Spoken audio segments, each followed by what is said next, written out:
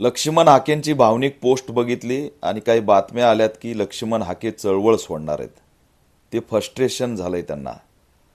माझा त्यांना सल्ला आहे की रडू नका, चिडू नका, चळवळ सोडू नका. स्वतःमध्ये बदल करा.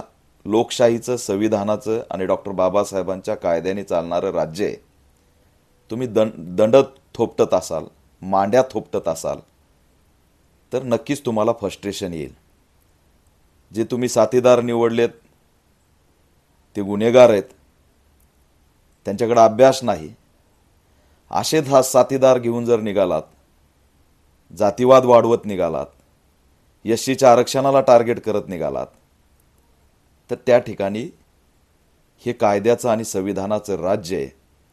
आता दंडाची नाही, पेनाची आणि संविधानाची भाषा चालते.